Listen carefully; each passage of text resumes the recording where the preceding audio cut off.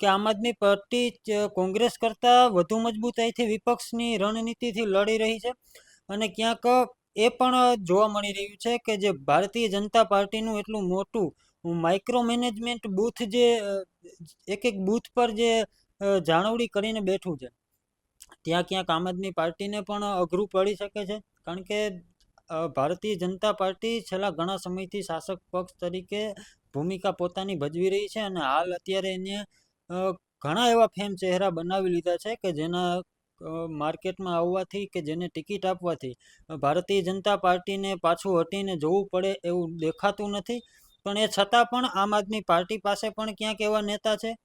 કે જેમ કે ગોપાલ ઇટાલિયા હોય, ઈશુદાન ગઢવી હોય, રાજુ કરપડા હોય, જે ખેડૂતોને લઈને આગળ ચાલે છે, લોકોના કામને લઈને સતત